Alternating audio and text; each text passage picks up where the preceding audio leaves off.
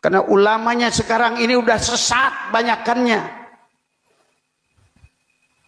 Bahkan sekarang orang lebih percaya kepada kamakola Imam Syafi'i, kamakola Imam Hambali, kamakola Imam Maliki. Bahkan Abah sudah tantang Gus Baha sendiri. Tunjukkan, termasuk bab sholat sekalipun. Apakah sholat Rasul itu seperti yang kalian lakukan? Inilah hari ini manusia sudah keluar dari Al-Quran. Ngomongin Mi'raj keluar dari Al-Quran. Ngomongin sholat keluar dari Al-Quran. Tapi percaya, bahkan Abah sudah jelaskan, 5 imam ini pun berantem bab sholat. Coba, kalau kalian ingin betul-betul lulus kembali pada Allah, coba, mari kita lihat setiap zaman. Kalian itu percayanya kamakola kila, kamakola kila. Tapi Qur'annya ditinggalkan. Tadi semua. Karena sekarang ini kitab-kitab yang ada ini sudah palsu kebanyakan. Abah harus kasih tahu. Demi Allah, saya Abah Sertu bertanggung jawab dunia akhirat pada kalian dan siapapun yang kalian mendengar. Maka kata Abah, kalau di kuburan itu ada siksa kubur, kalian lapor saja pada malaikat nanti, bilang Abah Sertu. Nah, saudara-saudari sudah mendengar sendiri kan apa kata Abah Setu tadi. Kalau ditanya oleh malaikat, bilang saja dari Abah Setu. Nah, itulah keburukan orang akhir zaman ya teman-teman ya. Jadi ya Allah ya Robbi, saya nggak nyangka setelah saya mengamati videonya kok ujung-ujungnya kok begitu ya. Seakan-akan orang ini berkuasa ya, seakan-akan apa ya, semua itu dikendalikan oleh orang ini ya. Naudzubillah min dzalik. Oke teman-teman, ayo kita nonton lagi. Coba, karena saya tahu Tuhan saya seperti apa. Ini didengerin mawon ini. Jadi tadi kan sanad kita ke Imam Syafi'i itu yang lewat Imam Muzani. Jadi sebetulnya Imam Syafi'i itu punya murid 3 yang terkenal. 1 Buaiti, siapa? Buaiti, 2 Muzani, 3 Robi. Cuma kebetulan yang mentadwin, yang membukukan, mendokumentasi itu namanya Imam Muzani. Sehingga sanad-sanad fikih kita ke Imam Syafi'i itu lewat Imam Muzani. Ya ini bukan kebetulan, tapi alhamdulillah ini ada Pak Rektor Undip biar tahu bahwa tradisi dokumentasi sebelum ada di kampus-kampus itu dulu pertama itu malah langsung Allah Subhanahu wa taala. Jadi Allah itu punya sunnah. Misalnya kita ini berbuat sesuatu, selain ditulis Raqib Atid, itu terdokumen di Lauh Mahfuz. Masih terdokumen di sistem tubuh kita, di sidik jari, di sistem tubuh kita. Sehingga nanti ketika di akhirat itu al-yawma nakhtimu ala afwahihim, mulut ditutup, terus wa tukallimuna aydihim. Yang lapor ke Allah itu tangan-tangan kita, karena sistem tubuh kita sebenarnya merekam apa yang pernah kita perbuat. Berarti sudah kelihatan dokumentasi itu 3. Malaikat Raqib Atid terdokumentasi lagi di Lauh Mahfuz, di sistem tubuh kita. Terus plus di catatan yang nanti diberikan ke kita. Ini loh perilaku kamu, kelakuan kamu. Jadi dokumentasi itu penting. Nah dulu Imam Syafi'i itu punya murid yang terkenal itu 3. Yang lainnya cerdas mungkin atau tidak suka nulis, tapi terkenal namanya Imam Buaiti. Yang 1 suka nulis. Nah, ini kitab yang saya bawa. Ini kitab itu karangan Imam Syafi'i, tapi sebetulnya riwayat Mukhtasarul Muzani. Nah di orisinil karangan Imam Syafi'i itu beliau kalau gamang atau ragu yang ngendikan ragu, kalau yakin yang ngendikan yakin. Misalnya di bab sujud itu menurut teks resmi Nabi itu kan melibatkan 7 anggota, yaitu al-jabhah, wal yadain, wal rukbatain, wal qadamain. Kita disuruh sujud melibatkan 7 anggota ya, karuan jabhah, jidat, terus 2 tangan, terus 2 lutut, terus sama qadamain.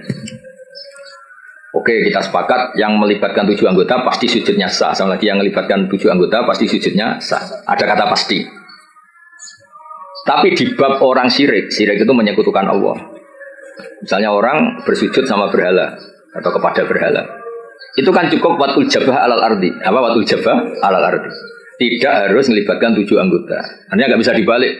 Oh syaratnya syirik itu nak sujud nih berhala melibatkan 7 anggota kan tidak ada. Cukup watul jabah. Sehingga Imam Syafi'i ngendikan jangan-jangan sujud yang pakai waktu jabah saja sudah sah. Sebab teks resmi ketika Nabi sujud itu munajatnya begini, sajadalah kawatsi apa? Sajadalah kawatsi lilladzi khalaqahu wa sawwarahu wa syaqqa sam'ahu. Jelas di situ Nabi hanya ngendikan sajadah wajhi. Jadi kalau sujud gini, emangnya Mas Syafi'i ragu. Apa itu sebagai bukti bahwa sujud itu untuk sah cukup watul jabah. Tapi tentu yang disepakati adalah melibatkan 7 anggota. Yang hanya jabah itu mukhtalaf alaih. Ya ini contoh-contoh apa? Contoh-contoh kecil ya dari. Jadi makanya ini karangan Imam Muzani itu selalu redaksinya qala Syafi'i, qala Syafi'i. Terus waqala fil imla in aqama ala syai'in. Imla itu beliau kalau ngendikan, kalau dulu kan enggak ada rekaman, enggak ada video, jadi beliau ngendikan itu terus ditulis. Nah ditulis, ngendikan yang ditulis itu bahasa Arabnya di imla. Makanya beberapa muridnya kenangannya apa? Amla Ali Nasyafi'i, Amla Ali Nasyafi'i. Fatwa ini diemlakan oleh Imam Syafi'i. Beliau ngendikan, kemudian murid-muridnya mendokumentasi, itu namanya emla. Ya, jadi supaya sampai tambah tahu apa asal usul mazhab Syafi'i. Ya, jadi, nah kenapa kita butuh mazhab? Kadang-kadang orang-orang ini mumpung ada rektor undip, kadang-kadang orang kampus tanya, agama Islam ini kan yang bawa Rasulullah SAW. Kita sepakat. Kenapa kita butuh mazhab? Misalnya di kampus ya, ekonomi ya ada mazhabnya, terus semua politik ya ada mazhab. Jadi kenapa dalam beragama butuh mazhab? Kalau tidak ada mazhab, kita ini terjebak tekstualis. Tapi kalau ada mazhab, ini ada pemaknaan ulang yang kadang ini lebih luas. Ya misalnya yang kita mudah memahami misalnya begini. Jika adzan Jum'ah sudah dikumandangkan, maka wadarul bai', tinggalkanlah perdagangan, jual beli. Bai' itu jual beli. Tentu ini misalnya Pak Rektor Udip sedang ngajar, saya ada jual beli kok, saya pas ngajar, berarti nggak apa-apa dong saya ada ke masjid. Oh saya ada jual beli tapi rokokan, saya ada jual beli main HP. Nah berkahnya mazhab ini terurai. Maknanya jual beli adalah sesuatu yang menghalangi kamu datang ke masjid. Jadi bai' itu berarti apa? Mutlaku mani'in. Apa mutlaku mani'in? Apa saja menghalangi kamu dari datang ke masjid itu namanya bai'. Kamu berpikir bai' di sini maknanya adalah apa? Pengganggu orang datang ke masjid. Maka main HP ya pengganggu, makan ya pengganggu, tidur, aktivitas lainnya. Jika kata bai' kemudian menjadi makna umum, tinggalkan sesuatu yang menghalangi Anda dari datang ke masjid. Nah kenapa Allah menyebut bai'? Kebetulan saat itu peristiwanya itu bai'. Itu kan mirip misalnya saya bilang ke santri, "Cung, nak ada kecelakaan tolong. Kalau ada anak kecelakaan tolong." Beliau orang kelaparan, gak kecelakaan, gak ditolong. Ini kan gak kecelakaan, ya itu ya bodoh betul. Itu. Maknanya nolong orang kecelakaan, ya pokoknya nolong sesuatu yang emergency. Orang kelaparan ya emergency, orang kecelakaan ya emergency. Pak Haris tak pecat dari Mahatali juga emergency. Karena terus gak punya status dia. Kasihan, sudah miskin gak punya status. Nanti pulangnya malah kayak dukun Haris. Jadi, nah itu akhirnya kita butuh mazhab. Karena kita butuh pemaknaan seperti itu. Kalau enggak ya kita tekstualis. Kalau enggak kita tekstualis. Makanya kita ini menolak paham tekstualis itu karena menjadi sempit. Ya, karena menjadi apa? Sempit. Ya contoh tadi apa? Wadarul bai', apa? Wadarul. Kemudian adzan Jumat juga sama. Ketika adzan dikumandangkan, ini kan ada problem tafsir karena adzan zaman Nabi itu hanya sekali. Ya ketika khotib sudah di atas apa? Mimbar. Di era modern terutama orang-orang NU adzannya kan dua kali. Ya tentu kita sepakat yang dimaksud ayat itu adzan kedua kalau di konteks NU karena itu yang terjadi zaman Nabi. Adzan kedua itu kan bikinannya Sayyidina Utsman. Nah hal seperti itu kita butuh mazhab. Ya butuh mazhab. Jadi kenapa ada mazhab Syafi'i, mazhab Maliki. Terus contoh terakhir ini sebelum tak tutup. Jika di wadah kamu dijilat anjing, maka cuci 7 kali, salah satunya pakai debu. Itu tagnya Nabi itu walago itu dilat. Nah kata mensucikan tentu orang itu berpikir 2 kali. Kata Imam Syafi'i disucikan itu karena najis. Karena najis baru disucikan. Kata Imam Malik ya enggak, mensucikan itu udah harus najis. Orang cici juga dicuci. Misalnya piring saya habis diidoni Haris ya tetap tak cuci meskipun tidak najis. Sebelum tiba idoni Haris sopo gitu kan. Misalnya Cambah Tali meler, ngumpel meler kan ya tetap tak cuci meskipun umbel itu tidak. Nah itu terus melahirkan mazhab yang satu bilang najis, yang satu bilang cici. Sehingga lah, kebetulan kita Syafi'i yang ikut partai itu najis. Ya kalau Nabi sendiri tidak ngendikan najis atau cici, yang itu fal yaghsilhu harus dicuci. Nah dicuci itu kan pilihannya 2, karena cici apa karena najis. Ya seperti orang butuh uang itu. Kalau di komunitas orang miskin kan butuh uang itu karena butuh. Jadi kalau di komunitas orang kaya, orang sosialita, Itu kan butuh uang mungkin karena tamak, karena rakus. Kan mereka sudah selesai urusan makan, kok masih butuh uang ya berarti karena rakus.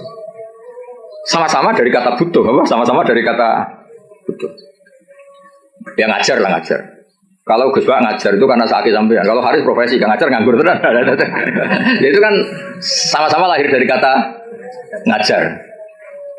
Ya kira-kira seperti itu. Kenapa ada madzhab? Karena untuk maknani tek-tek yang ada ini penafsirannya itu beda. Makanya kita butuh. Cara kamu memahami tek itu ikut manhajnya siapa, metodenya siapa. Nah kalau metode Imam Syafi'i ya tadi fal yaghsilhu diartikan karena anjing itu najis. Imam Syafi'i, Imam Malik enggak ya karena menjijikkan. Ya sama tadi meninggalkan B itu transaksinya halal. Tapi kenapa harus ditinggalkan? Karena sekarang sudah B yang mengganggu Jumatan. Berarti semua yang mengganggu semakna dengan B. Kamu bisa ikut partai min itlaqil ba'di wa iradatil qul atau ikut partai qiyas. B mengganggu. Berarti semua yang mengganggu sama dengan B. Maka tidak boleh melakukan aktivitas yang mengganggu datang ke Jumat. Jadi bisa mintorikil qiyas, bisa mintoroki min itlaqil ba'di wa iradatil qul. Atau tidak pakai itu semua, pakai nurani model Jawa. Jawa kan raiso mikir. Raiso mikir ya raiso mikir. Tapi justru raiso mikir malah barokah karena terus ngerti. Nah api Jumatan itu ojo dagangan. Mesti dia paham ojo dagangan itu ojo melakukan sesuatu yang mengganggu. Ya itu kan otomatis ya sama misalnya. Kalau ada tamu kasih makan. Keimangan toh kayak mobil sereten. Maknanya keimangan kasih sesuatu yang tamu ini menjadi nyaman. Termasuk kebutuhannya ya mungkin minum, tisu atau apalah. Termasuk menyediakan kamar mandi. Karena apa? Makan itu ibaratun an hajatil insan. Wa ibaratun an hajatil insan. Makan itu adalah kebutuhan manusia. Adalah kebutuhan tamu tidak hanya makan. Ya makan, minum, MCK macam-macam. Nah itu terus lahirlah madzhab. Kenapa lahir apa? Madzhab. Terus di Balaghah disebut min itlaqil ba'di wa iradatil qul. Makanya Quran sering bilang Allah itu suka waruka'is sujud. Masa iya sholat hanya rukuk dan sujud. Misalnya ketika Allah muji kita tarohum ruka'an sujadan. Allah melihat orang Islam itu berrukuk dan bersujud. Padahal sholat itu ada fatihah, ada tahiyat, ada macam-macam. Nah, itu terus akhirnya menguat teori min itlaqil ba'di wa iradatil qul. Nah, itu terus kita harus bermadzhab karena tanpa madzhab itu kita akan menjadi tekstualis. Kan bahaya kan misalnya kamu sholat, wong di Quran hanya warka'u ma'arrokin berarti rukuk tok. Ya kan jadi aliran sesat apa? Sudah kere sesat kan malah bingung gitu. Ya jadi itu apa bentuk penghormatan kita pada madzhab Syafi'i. Jadi memang kenapa kita kan kadang-kadang orang-orang sebagian orang itu berpikir Islam ya Islami Rasulullah ngapain sih bermadzhab? Itu memang orang nggak pernah ngaji. Bermadzhab itu kebutuhan logis ya. Bermadzhab itu kebutuhan logis. Kayak bernegara. Bernegara pun butuh penafsiran. Demokrasi terpimpin apa demokrasi liberal apa sistem republik apa kerajaan. Kan nggak mungkin kita bernegara kemudian tanpa apa madzhab.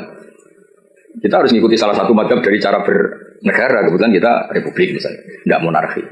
Ya sama memaknai teks-teks dalam Quran kita butuh apa? Madzhab. Kalau tidak ya tadi terjebak dalam tekstualis atau kejumudan macam-macam. Ya ngoten iki sebagai penghormatan kula teng basal teng biyut-biyut kula ngantos wong utamaken teng kajian niku nggih mbah kula biyut-biyut kula. Jadi ora usah GR Pak Haris. Gus Pak nek aku gelem kok sesat iku GR. Jadi tidak ada hubungannya dengan Pak Haris. Enggak ada jasanya sama sekali intinya itu. Tapi justru itu ikhlas. Kalau orang enggak merasa berjasa itu namanya ikhlas. Malah bagus ini.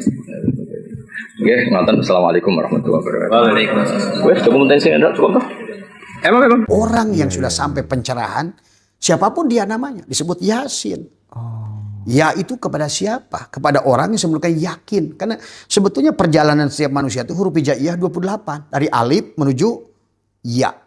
Maka disitulah orang yang sudah sampai kepada daripada ilmu yakin, naik kepada ilmu yakin, naik kepada hakul yakin, naik kepada isbatul.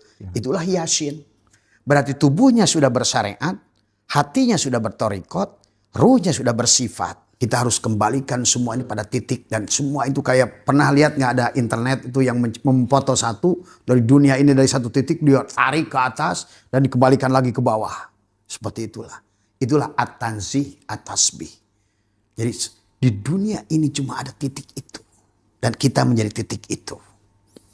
Itulah hakikat semuanya berasal dari titik ba itu. Semuanya berasal dari Nur Muhammad. Dan pada setiap orang ternyata Nur Muhammad itu letaknya beda-beda. Perjanjian antara Syekh Subakir dengan Sabdo Palon. Nah itu. Dan itu akan terjadi kapan? 2027. Maka Abah dari mulai 2025 sampai 27 itu mempersiapkan itu. Karena nanti Mas Endra, boleh jadi nanti agama itu akan bubar kembali. Masya Allah. Karena memang itu rekayasa manusia. Bahkan maaf kata Abah juga, fikih itu budaya Arab yang dibawa. Iya. Tadi semua. Maka inilah kembalilah.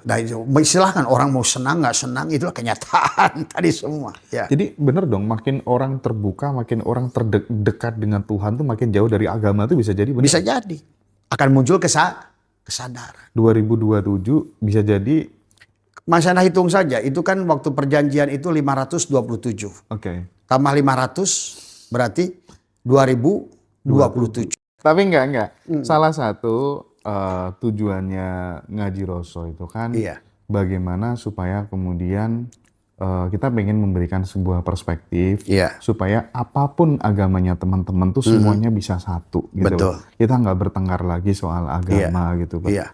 Dan Abah ada konsep gak sih untuk menyatukan Ada. teman-teman itu? Makanya tadi kalau mau tadi sebuah memang konsep ini adalah murni tauhid itu murtad gitu. Jadi murtad tauhid. itu bukan murtad dalam arti karena dari awal pun sebetulnya Tuhan itu ya tadi. Tapi kemudian setelah dari angka 0 itu jadi angka 1, angka 2, angka 3 sampai angka terhingga manusia terhilang tuh, terhijab nolnya. Akhirnya dia membuat kelompok-kelompok tadi semua. Maka konsep yang Abah jalankan sekarang, ikuti Allah. Dan Allah sudah bikin konsepnya di Al-Quran. Kenapa Ayub bebas penyakit kulit? Nah ini penyakit kulit Mas Hendra. Kalau penyakit kulit itu berarti orang masih memandang antara air Kristen dan air Islam. Sehingga kita mengatakan kafir lah. Padahal dalamnya sama-sama air yang sama. Iya, betul. Dari sumur yang sama. Iya. Dari rasa yang sama. Menghilangkan haus yang sama. Dari wujud yang sama. Itulah konsep kerusakan manusia. Maka hari ini kenapa oleh Tuhan siklusnya akan diulang. Tadi semua. Kalau mau di situ kan Tuhan mengatakan. Kata Abah juga kenapa Ayub bebas penyakit kulit Muharram. Karena Ayub itu kita yang masih memandang kepada kulit. Selalu kulit. Kita membenci ini, kita membenci itu. Itu penyakit kulit. Yang kedua Yakub. Kisah Tuhan itu sebetulnya kita juga Yakub itu. Siapa dia? Yang masih buta penglihatannya. Salah melihat. Padahal semua alam ini kalau dilihat dengan mata kata Abah tipuan semuanya. Maka dikatakan wa mal hayatud dunya illa laibun walahun wa mal hayatud dunya illa mataul gurur. Tipuan semuanya. Dan hikam sudah mengatakan al aqwanu dhahiruha girratun. Semua yang nampak ini. Maka semua yang ditimpa oleh ini berarti penyakit kulit Mas Hendra. Nah kalau mau murtad murni tauhid, nah gitu. Nah, itu. Ini sekarang ini sudah dipelesetkan murni tauhid ini jadi murtad gitu kan tadi semua. Gitu. Tadi kalau mau dan Allah yang mengkonsepkan itu tentang Yunus ditelan oleh ikan nun. Ya itu tadi jiwa kita ditelan oleh tubuh ini jadi ikannya. Karena kita ini masih penyakit kulit. Yusuf masih dibui. Sebetulnya kisahnya pada kita semua itu. Karena kisah Adam sampai Muhammad itu kita semua itu Mas Hendra. Jiwa yang satu tadi. Harusnya kita lahir sebagai Adam, jangan mati kecuali sebagai Muhammad. Bukan Muhammad yang berdarah berdaging lagi. Nah, itu harus diluruskan. Karena kalau seandainya nama-nama itu disosokkan Mas Hendra berantem. Itulah kenapa berantem 3 agama samawat ini. Padahal ini semua kreasi seseorang. Tapi bagaimana Abah menemukan titik persamaan gitu? Misalnya dari sisi salib itu filosofisnya bagaimana gitu. Menemukan titik persamaan itu kan nggak semua ulama bisa gimana tuh? Itu karena dia sendiri yang mengajarkannya. Maka kata Allah adalah watil kal amsalu nadribuha linnas wa ma yaqiluha ilal alimun. Semua tilkal amsalu setiap apa di alam dunia ini hanya perumpamaan. Watil kal amsalu nadribuha linnas wa ma yaqiluha ilal alimun. Tuhanlah yang mengajarkan pada kita. Sehingga kata Abah, kayaknya kita berpengetahuan pada pengetahuan dia. Tadi semua. Sehingga kita bilang, oh ternyata kenapa ada Trinitas pada Kristen. Oh ternyata kenapa pada Hindu ada Tripitaka. Ada Wisnu, Buddha. Kenapa di Buddha itu ada Kamadatu, Rupa Datu, Arupa Datu. Sampai si Buddha itu begini di atas itu. Coba itu. Sebetulnya sama Islam, iman, ihsan. Nur Insan, Nur Muhammad, Nurullah. Tapi kita temukan pada titik, itulah kenapa Shin geriginya 3. Kenapa? Ya tadi. Sebetulnya kita ini, maka orang yang sudah sampai pencerahan, Siapapun dia namanya disebut Yasin. Ya itu kepada siapa? Kepada orang yang sebelumnya yakin. Karena sebetulnya perjalanan setiap manusia itu huruf hijaiyah 28. Dari alif menuju ya. Maka disitulah orang yang sudah sampai kepada daripada ilmu yakin naik kepada ilmu yakin, naik kepada hakul yakin, naik kepada isbatul, itulah Yasin. Berarti tubuhnya sudah bersyariat, hatinya sudah bertorikot, ruhnya sudah bersifat. Sin 3 tadi. Mana ma'rifatnya sudah menyatu pada dirinya. Jadi itulah kenapa Sin itu bergerigi 3. Dan kenapa dipanggilnya Yasin. Karena akhir huruf hija itu ya, akhir Al-Quran itu Shin. Yuwas wisu fi sudurin nas minal jinnati wan nas. Tadi semua. Sudur, Mas Chandra, Allah bilang apa? Sudur. Kenapa bilangnya sudur? Sudur, di mana itu sudur? Di dada. Inilah hebatnya Maryam sudah membuktikan saya itu dengan kaf. Nah itu juga bisa ada prakteknya. Kaf, ha, ya, ain, sod. Inilah dada. Maka itulah Allah mengisahkan tentang al-insirah. Walaupun secara asbabun nuzul itu dikatakan oleh Ibnu Abbas saat itu adalah karena orang Islam dihina oleh orang kaya-kaya jahiliyah itu. Muncullah surat Alam Nasroh, Alam Laka Sodrok itu. Teman-teman, jadi kan teman-teman itu kan banyak sekali yang WhatsApp kita gitu ya, ingin ketemu sama Abah. Nanti yang praktek-praktek gitu, kita ngumpul deh ya di satu tempat, nggak tahu yang di Jawa Timur di mana, di Jakarta di mana gitu ya. Nanti kita Abah akan ajarin praktek-prakteknya langsung gitu aja, biar nggak satu-satu main ke rumahnya Abah gitu maksudnya. Ya, repot Abah juga. Iya, itu yang ditunggu teman-teman kayaknya. Dari kemarin, Bah, ratusan orang pada WhatsApp nanyakan Abah. Abah aja 14.000 belum dibuka WA. Masya Allah. Dalam berapa 6 bulan ini kan nggak semua Abah buka. Maka tiap hari itu baru buka 200. Buka 200 aja udah repot. Iya. Panduan STS-nya nanti di sana ada teman-teman ya. Karena STS itu sadar, tenang, senang itu ada proses. Dan itu misalnya tahapan sadar, bagaimana menyadarkan diri dulu.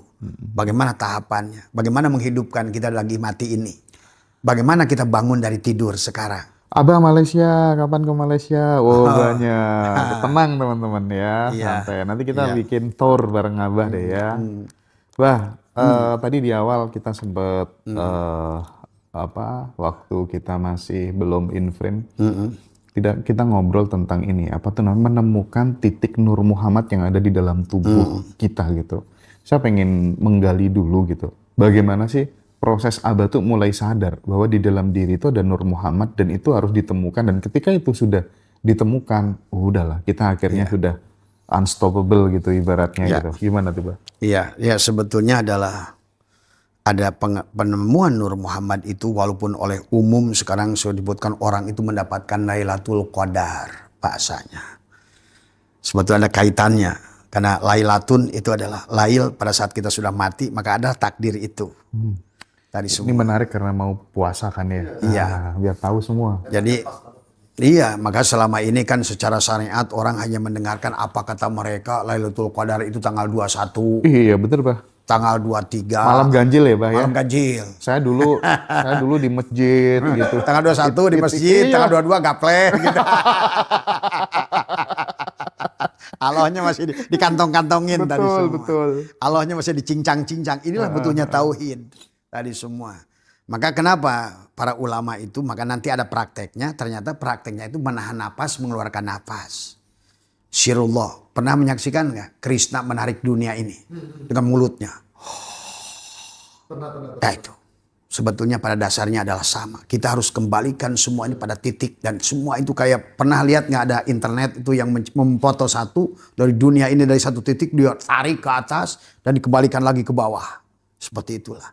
Itulah at-tanzih, at-tasbih. Jadi di dunia ini cuma ada titik itu dan kita menjadi titik itu. Itulah hakikat, semuanya berasal dari titik ba itu. Semuanya berasal dari Nur Muhammad. Dan pada setiap orang ternyata Nur Muhammad itu letaknya beda-beda. Oke. Ada yang pada mata. Ada orang yang memang di awalnya. Saya pernah ada pertemuan di Belgia. Saya ternyata mereka lebih mengerti tentang menemukan titik Nur Muhammad. Walaupun bahasa mereka bukan Nur Muhammad, tapi Abah mentafsirkannya itu Nur Muhammad. Jadi mereka menemukan bakat manusia itu di tangannya kah? Di mata kah? Di telinga kah? Di mulut kah? Di hidung kah? Di kaki kah? Maka tadi, walaupun mungkin Ronaldo, kata Abah, kata Messi, sebetulnya dia kenapa bisa hebat? Dia itu sebetulnya Nur Muhammadnya itu di kaki. Oh. Dan dia sudah paham. Dan dia paham. Karena mereka itu ternyata di usia 2 tahun ada penelusuran tentang bakat namanya. Sebetulnya itu bukan. Karena kita ini siapa kan? Kita ini adalah ruh Allah yang ditiupkan. Faida sawaituhu wa nafakhtu fihi. Nah, itu bersama ditiupkannya hidup pada kita. Tapi letaknya pada setiap orang itu, itulah tugas kita untuk menemukan itu dengan Lailatul Qadar tadi, Mas Hendra. Apa itu dengan 21? Kita bisa kesini dulu ya tentang Lailatul Qadarnya. Karena pada dasarnya Lailatul itu apa? Malam kan. Qadar itu takdir. Tadi semua ada takdir. Takdir itu hanya ada kalau kamu lail, mati. Maka selalu dikaitkan dengan Lailatul Qadar. Subhanalladzi asra bi abdihi lailan minal masjidil haram ilal masjidil aqsa. Ternyata Masjidil Haram dan Masjidil Aqsa itu perjalanan dari butun, dari perut ke dada, ke kepala.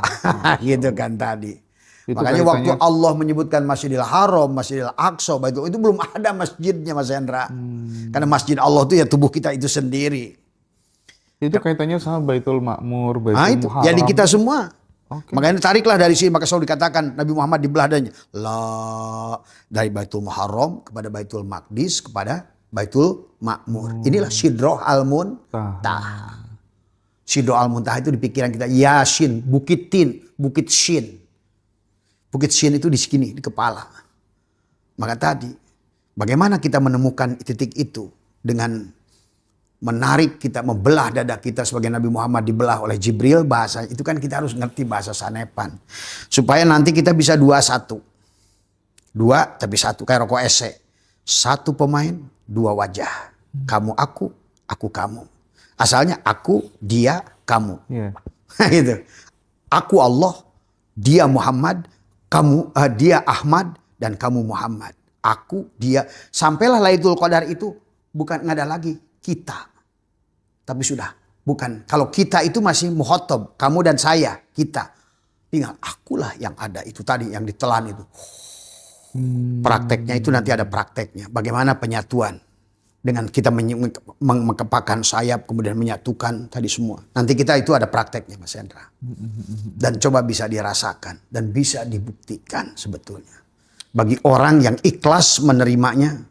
Yang mau murtad. Yang mau merubah nasibnya. Karena cara Allah itu mudah, Mas Hendra. Karena Allah itu gak disebut Rahman, Rahim kalau sulit sebetulnya. Itulah kata Abah juga mudah di Quran itu menggunakan kata yusrun bukan sahlun. Yeah. Itu aja sudah jelas. Maka 2-1 itu bagaimana nanti prakteknya Lailatul Qadar itu. Bagaimana? 1 wajah dengan 2. Maka Abah juga menggunakan rokok ese dipijit klik gitu tadi semua supaya 2-1. Ada cara duduknya, ada cara apanya. Masuk nanti ke 2-3 juga sama. Adalah bagaimana 3 tadi Nur Insan, Nur Muhammad, Nurullah pada diri itu balik pada 1 titik. Sama juga. Boleh, maka tadi kata ulama Lailatul Qadar itu terjadi tanggal 21, tanggal 23. Kan itu sanepannya.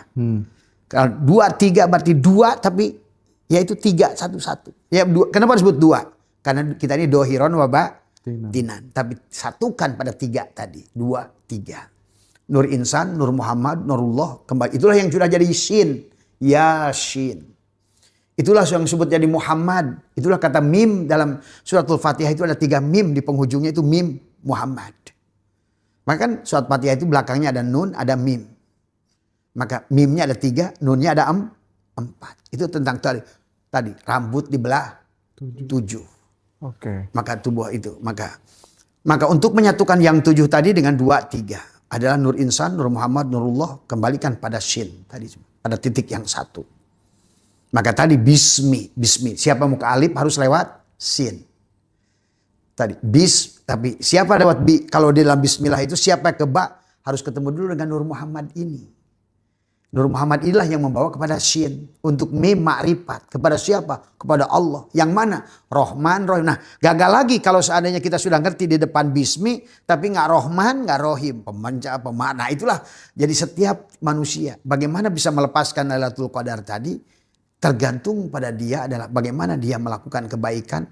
Takhalaqu bi'alaqillah. Ahsin kama ahsanallahu ilaika. Berbuat. Jadi kita ini mendohirkan sifat-sifat dia. Maka tadi silahkan kamu pilih dari Asmaul Husna. Mau jadi jagoan, panggillah dia Ajiz, dia Jabar. Maka kamu jagoan. Jadi kalau kamu kaya, panggillah dia Rozik. Tuh, jadi terapkan gitu Mas Hendra. Jadi bukan ngomong Allah tuh ya tadi ya Kafi ya Goni ya Munir ya Rizki ya Rozak ya Rozak ya Rozak. Tapi kamunya nggak pernah mau berbagi. Ya nggak ada rozaknya itu. Karena rozik itu ada pada marzuk. Si marzuk berbuat baik, si rozik ada. Gitu loh. Itu masalahnya. Kalau si abid, walaupun nyembahnya jidatnya sama nong-nong, hitam jidatnya.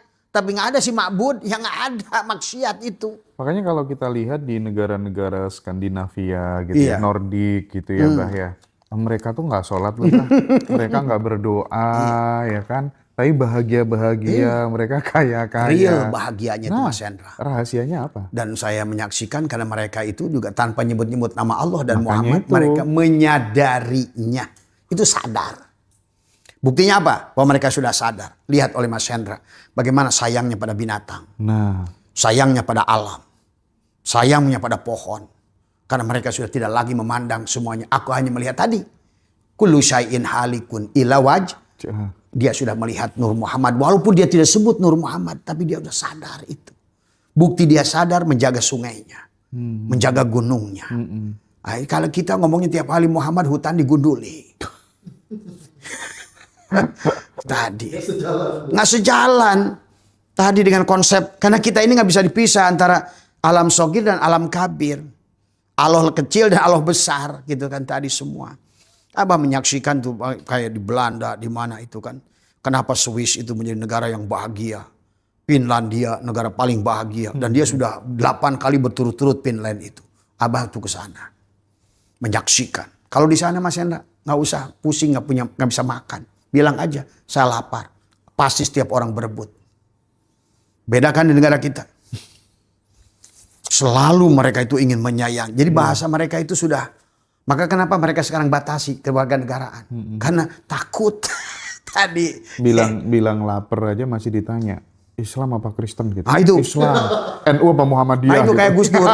Kata Gus Dur, kata ada orang, kan waktu itu kan pecah tuh partai PKB Gus Dur dan semua. Jangan sampai walaupun saya sekarang udah peda PKB, ada orang kecelakaan, kamu Islam apa Kristen? Jawabnya Islam. Udah Islam, NU apa Muhammadiyah? NU. Wah, udah bagus, udah NU. NU-nya ikut PKB, Muhaimin ikut PKB saya. Orang udah keburu mati. Mati ya, ditolong-tolong ya Pak ya. Itu. Oh, ya. Makanya kenapa Yarham itu Gus Dur itu luar biasa. Ya itu tadi hanya benci lah orang karena karena ya itu. Betul. Itu kata. Tapi itu benar kata Abah gitu. Percuma kamu ya rozak gitu. Tapi kalau actionmu nggak mau berbagi, pelit, nggak akan berubah Nggak hidupmu. bisa. Makanya Allah sudah mengatakan. Kali kata Allah tadi ada. La'allakum tattaqun. Yang pertama. Alladzina yunfikuna fis sarra'i wad dharra'i. Tetap kita harus belajar berbagi. Sifat dia. Sifat dia didohirkan. Ahsin kama ahsanallahu ilaika. Berbuat baiklah kamu. Sebagaimana aku berbuat baik. Jadi kalau kita ingin rezeki. Tadi walaupun uang kecil. Belajarlah tangan di atas. Nah kita dilatih BLT. BLT. Nah itu. Iya, Maka iya. penyebab kenapa orang Indonesia itu kena judi online. Karena kita penerima BLT. Bansos. Kita ini dimiskinkan dengan cara yang kelihatannya adalah malaikat. Apalagi ditaruh di depan rumah gitu. Orang miskin gitu. Ya kan? Coba. Padahal itulah Allah Mahfud. Kau yang mencatatkan dirimu menjadi orang miskin. Allahul mahfuz. Maka dicatatkan oleh diri aku orang miskin. Maka sekarang orang harus membuat surat kemiskinan. Ya, Allah. Inilah cara yang sebetulnya telah menjadikan orang kita Islam. Kenapa hari ini dikirnya kenceng, sholatnya banyak, masjidnya rame, berjamaahnya rame, Jumatannya tapi nggak pernah Jumat, Jam'u gitu. Tadi semua. Bahkan penceramahnya makin mahal. Karena mereka lah arbaban itu. Ingin mengekal bersama orang Zionis itu ingin mengekalkan kemiskinan. Maka lihat sekarang penceramah makin banyak. Pesantren makin banyak. Justru masalah itu muncul dari situ. Ini harus dirubah kalau menurut Abah. Dan saya sudah katakan saya siap digantung oleh kalian. Yang penting bagi saya adalah tidak boleh ada manusia yang disakiti lagi di dunia ini. Itulah yang mereka tidak paham tadi semua. Maka saya marilah mengajak kepada semua orang itu adalah berlakulah kita adalah mulia. Karena kita Allah sudah mengatakan apa dari awal. Walaqad karomna Bani Adam. Siapa Bani Adam? Emang Islam doang? Nah inilah. Tapi sekarang manusia kenapa salah mandang? Allahnya sendiri walaqad karomna itu apa? Aku telah liakan oleh manusia dikafirkan, manusia dimurtadkan, dikupurkan, disesatkan. Pada Allahnya sendiri aku telah muliakan. Kalau Allah sudah muliakan, berarti tinggal apa yang harus kita lakukan? Selaraskan frekuensinya dengan frekuensi Dia. Jangan ngomongin Allah, dalilnya Allahu Akbar, tapi yang diajaknya permusuhan. Allahu Akbar, lempar batu. Allahu Akbar, pagar dirobohkan. Lempar telur. Tapi karena Abah ngomong tentang karomah, aku jadi inget ya. Ada sosok yang dianggap sebagai wali. Mobil baru tuh dicoret-coret gitu ya. Siapa namanya? Wan Sehon atau siapa? Wan Sehon. Dan banyak bah. Banyak kayak gitu. Japar. Nggak pakai baju dan lain sebagainya. Beol di situ. Nah itulah. Bah. Persetanan itu. Persetanan itu. Orang percaya loh bah. Nah itu. Karena orang kita ini. Itulah. Itu cium kaki, cium tangan, semuanya loh. Itulah produk Habib. Sampai yang bodoh pun mereka sudah. Saya dengar doktrin di dalam lingkungan mereka. Gimana mereka bisa menjual yang gila pun jadi duit gitu loh. Maka saya selalu tantang Wan Sehan itu dari dulu. Industri. Rekayasa. Mana ada begitu hukum Allah itu. Kalau Allah itu bisa memulihkan seseorang kayak begitu. Kalau begitu bukan Tuhan namanya. Tuhan itu berlaku adil. Maka Ar-Rahmani dalam kitab Takrib apa semua. Apa makna Ar-Rahmani? Kitab Safinah. Ar-Rahmani dia itu menyayangi manusia tanpa syarat. Allah masih milih suatu negara. Negara yang kumuliakan Arab misalnya gitu kan tadi. Berarti itu bukan Allah tuh. Nggak ada. Dulu kan ada ustadz yang bikin kesaksian itu. Katanya disuruh beli mobil pakai daun yang uang sewa. Oh itu udah saya ketemu tuh ustadznya. Ternyata bohong. Bohong ternyata itu. Dia ya. Ternyata sebenarnya itu videonya dipotong. Dia itu dia bertanam tembakau. Jual tembakau, beli mobil. Itu yang waktu saya dapat dari Bang Haji Roma itu. Saya waktu podcast sama beliau. Kalau siapa tuh namanya Habib Lutfi kan banyak diyakini nih Bang. Oh orang itu wali gitu. Menurut Abah gimana tuh? Jelasin. Kita ini wali yang dukung pilpres segala macem gitu ya. Enggak lah. Yang terima setoran berkarung-karung uang dari makam gitu dan ya. Sekarang udah didata oleh kita ribuan makam yang sudah. Karena mereka memang bisnis makam tadi semua. Maka itulah penyebabnya. Kita ini hurafat yang muncul. Itulah yang menjadikan doktrin itu muncul. Dan saya katakan ke mereka kasihan. Adalah mereka muhibin itu dibikin marginal. Miskin. Karena salah itikad tadi semua. Adalah kesyirikannya yang dibangunnya tadi semua. Ya. Maka inilah kita ini. Tapi alhamdulillah Mas Hendra. Bukan oleh Kiai Imaduddin. Bukan oleh siapa. Tapi memang Tuhan sudah sampai waktunya. Ini. Karena berdasarkan kita pernah Pak Hendra tahu kan. Perjanjian antara Syekh Subakir dengan Sabdo Palon. Nah itu. Dan itu akan terjadi kapan? 2027. Maka Abah dari mulai 2025 sampai 2027 itu mempersiapkan itu. Karena nanti Mas Hendra. Boleh jadi nanti agama itu akan bubar kembali. Masya Allah. Karena memang itu rekayasa manusia. Bahkan maaf kata Abah juga. Fikih itu budaya Arab yang dibawa. Iya. Tadi semua. Maka inilah kembalilah. Silahkan orang mau senang gak senang. Itulah kenyataan tadi semua. Ya. Jadi benar dong. Makin orang terbuka. Makin orang terdekat dengan Tuhan tuh makin jauh dari agama tuh bisa jadi benar. Bisa jadi. Akan muncul kesadaran. 2027 bisa jadi. Mas Anda hitung saja, itu kan waktu perjanjian itu 527. Oke. Tambah 500, berarti 2027. Lihat, saksikan omongan Abah 2027 nanti. Bahwa hari ini mereka tidak bisa bendung lagi kebangkitan. Karena jiwa ini akan lahir kembali. Bener banget Ini. tuh ya. Di mana-mana udah kayak gitu deh, Pak. Udah semua. Sekarang aja, Bah. Dulu tuh ada ustadz yang dia tuh bisa kaya raya gara-gara mempopulerkan keajaiban sedekah. Iya. Inisialnya Yusuf Mansur. Inisialnya Yusuf Mansur. Dia jualan Al-Fatihah tuh 10 juta, ada 20 juta itu. Gimana dong Abah melihat hal-hal kayak gini gitu? Itulah penipuan Lugi. Itu ngikutin gaya Habib lagi itu. Cara seperti itu. Makanya lebih kasar dia. Karena saya pernah menyaksikan satu video dia. Siapa mau sodako? Siapa mau ini? Ada lagi yang kemarin live belum lama. Siapa yang Fatihahnya bayar? Kamu baru bayar 2 juta, minta disambungkan langsung dengan Allah. Kayak siapa aja dia itu. Itu masalahnya. Itulah. Muncul orang-orang kurang sadaran ini. Tapi secara substansial sebenarnya apakah doa itu bisa merubah faktor eksternal atau gimana? Sejatinya gimana sih? Kan artinya doa inilah yang kata Abah juga sekarang diartikan. Bagaimana kalau gelas kaca, gelas plastik ini ingin doa? Bukan berteriak. Kalau dia tahu Tuhannya itu yang meliputi dirinya. Rozik itu adalah marzuk. Makhluk itu adalah kholik. Kan tadi. Nggak bisa pisah kholik dan makhluk. Kholik wal makhluk abid. Rozik wal marzuk abid. Satu. Wahid. Satu. Nah.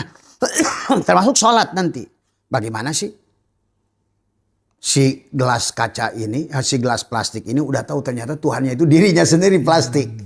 Terus gimana sholatnya Mas Hendra? Yang disebut sholat itu mempanakkan dirinya.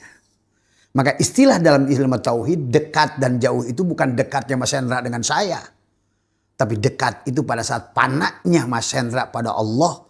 Tajalilah sifat Allah itu dekat. Nah dekatnya si plastik ini, botol plastik dengan plastik ini adalah pada saat mempanakkan keberadaan si gelas plastik yang ada hanya si plastik tadi semua. Maka disebutkan dikir berarti sebetulnya siapa yang mengingat siapa. Tadi siapa. Yang disebut sholat itu apa. Maka kata Abah kenapa orang Eropa itu lebih sholat.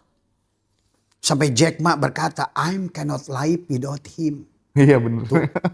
Saya tuh gak hidup kalau bukan hidupnya Tuhan. Benar. Maka dia gerakan dengan Tai Chi. Jadi saya itu pada saat bertai chi itu saya melihat dalang. Untuk melatih bahwa dalanglah yang ada. Untuk melatih sesungguhnya yang sebenarnya hidup itu dalang. Yang ada itu dalang. Yang kaya itu dalang. Yang wujud itu dalang. Maka nah inilah jadi konsep dzikir yang salah kepada kita hari ini. Maka kita ini tidak bisa dipisahkan dengan dia. Berarti yang meminta kepada dia. Yang mengabulkan. Iya. Aku. Ya kitalah yang minta, kita yang mengabulkan. Maka istilah doa. Jangan diartikan meminta. Kalau udah kenal pada dia. Yang meminta itu yang gak kenal. Allah ini masih di Lauh Mahfud. Di aras. Langit ketujuh. Masih menunggu Allah dianggap Prabowo. Presiden. Memerintahkan Menteri Sosial. Kang Saipul. Mas Yusuf. Tuh ada yang lagi duha. Kirimin tuh.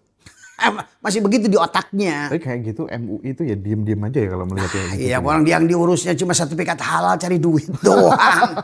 Tadi semua. Tadi. Apa? Saya itu udah gedek sama MUI. Karena dulu saya pernah kerja di Cipaudan kan. Tadi semua. Udahlah gak usah kalau ngomongin MUI nanti. Jadi di akhir zaman itu Bu, nggak usah itu ya teman-teman ya, nggak usah kaget ya. Karena umat akhir zaman itu ya seperti itulah. Banyak perdebatan seperti debat agama, debat seperti Wahabi, seperti itu ya. Itu sudah biasa teman-temannya. Itu sudah disabdakan oleh Rasulullah SAW di mana ulama akhir zaman itu adalah ulama su.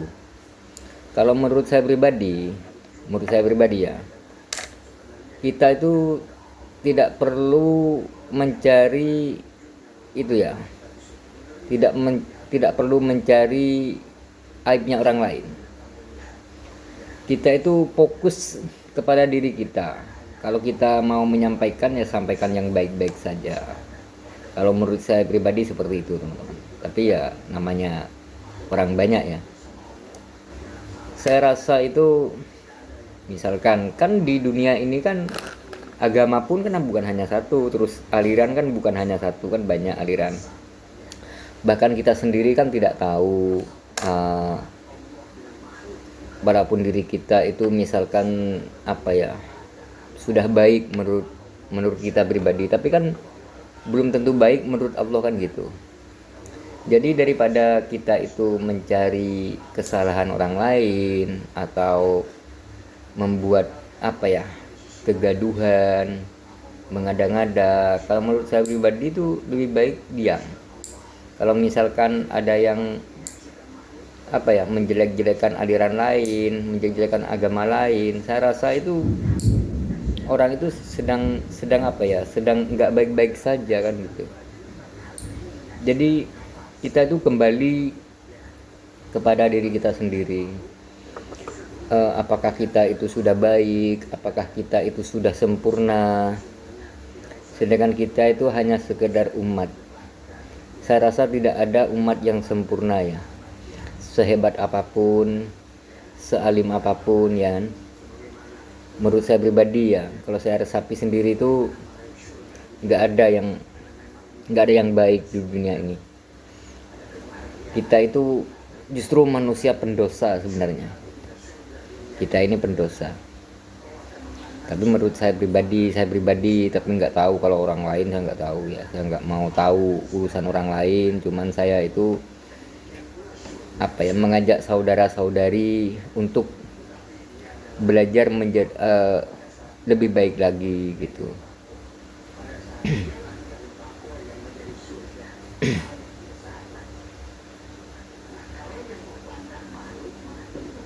Kalau menurut saya pribadi itu, kita itu seharusnya hidup hidup yang rukun, hidup damai. Kita itu jangan sampai ada perbedaan di antara kita. Itu menurut saya. Tapi yang nggak tahu juga ya, namanya orang banyak atau banyak orang. Jadi mungkin pendapatnya beda-beda, atau merasa dirinya sudah paling baik, merasa dirinya itu ibadahnya, sholatnya mungkin sudah merasa paling baik, ya nggak tahu juga ya Allahu a'lam lah. Itu saya ceritakan saya pribadi, saya menonton di apa ya, ustadz kok malah debat. Nah, kalau menurut saya pribadi itu apa ya, bikin bingung umat begitu. Jadi kalau menurut saya pribadi itu sudahlah, nggak usah memperdebatkan aliran ini atau apa ya. Kan banyak orang itu, ada misalkan video dipotong, diedit, lalu disebarluaskan ya potongannya, itu kan juga nggak baik gitu. Itu bisa menimbulkan kegaduhan di dunia maya. Kan dulu pernah terjadi itu, Ustadz Abdul Somad dilaporkan ya kan, ya gara-gara video pendek itu, video dipotong gitu. Jangan seperti itu saudara-saudari ya, gak bagus. Terus ya ustadz-ustadz juga, ulamanya juga tidak perlulah menyenggol-nyenggol agama lain, aliran lain ya.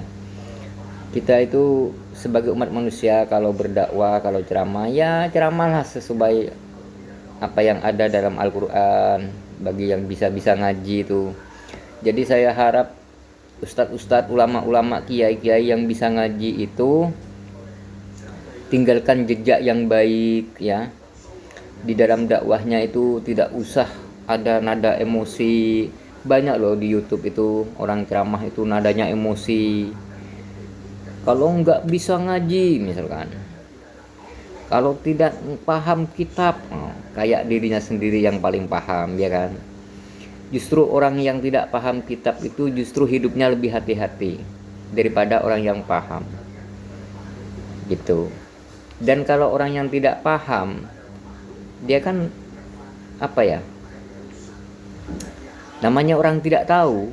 Ibaratkan makanan beracun, orang itu tidak tahu dimakan, berarti kan tidak ada unsur kesengajaan. Kalau yang paham kan Berarti ada unsur kesengajaan kan seperti itu.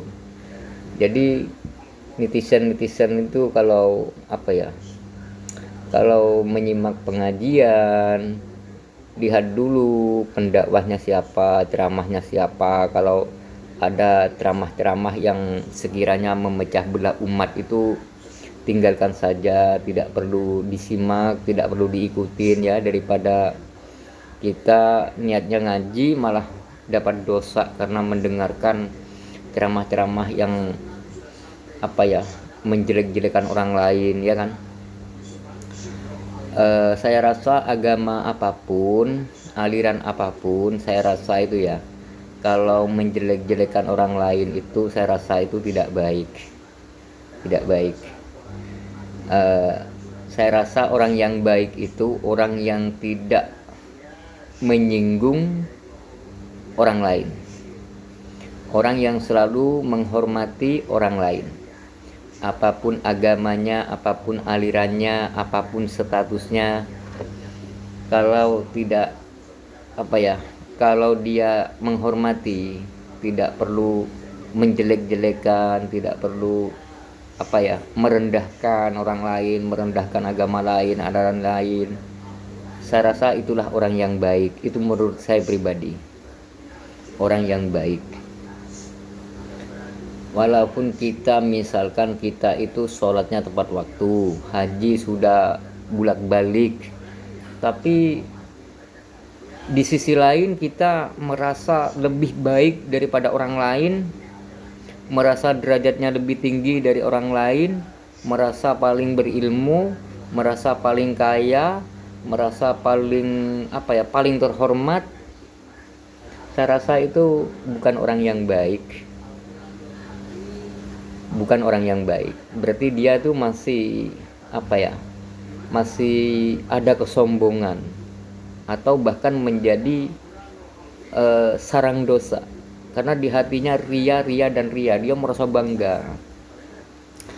Kalau diri kita ada kebanggaan, setiap misalkan contoh, bila kita bertemu dengan orang terus orang itu menyanjung kita, wah saudara ini sudah ngajinya sudah luar biasa, levelnya sudah level dewa misalkan, jam tayangnya sudah terbang dalam berdakwah misalkan, terus dalam hati kita bangga, itu sudah sombong sebenarnya, sombong kepada Allah Subhanahu wa ta'ala. Jadi saya harap kepada saudara-saudari dimanapun berada, saya ucapkan banyak terima kasih sebanyak-banyaknya sudah menonton di channel YouTube Debat Islam. Semoga channel Debat Islam itu bisa memberi manfaat. Semoga video-video yang ada di dalam Debat Islam itu memberi contoh yang baik. Semoga video yang ada dalam channel Debat Islam itu mengedukasi kepada masyarakat luas. Dan harapan saya sebagai admin YouTube Debat Islam, saya doakan saudara-saudari dimanapun berada dalam keadaan sehat, banyak rezekinya, berkah umurnya, bahagia selalu kehidupannya sekeluarga. Amin ya rabbal alamin. Dan jangan lupa saudara-saudari untuk selalu bersolawat, beristighfar ya. Jangan sepelekan istighfar. Istighfar itu bisa menggugurkan dosa kita ya. Dan kalau bersolawat itu yang sungguh-sungguh, jangan bersolawat dengan cara tertawa atau dengan membentak-bentak. Kan banyak tuh orang bersolawat, sallallahu ala Muhammad, sallallahu ala Muhammad misalkan. Itu kan solawatnya solawat teriak-teriak namanya. Tidak seperti itu ya. Sallallahu ala Muhammad misalkan, yang lemah lembut ya, memanggil asma Rasulullah itu bukan dibentak-bentak ya. Jadi diresapi dari hati ya, seperti itu saudara-saudari ya.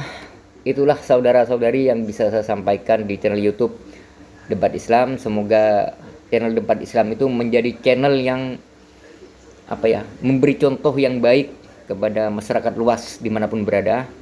Dan saya sebagai admin YouTube, saya tidak pernah membeda-bedakan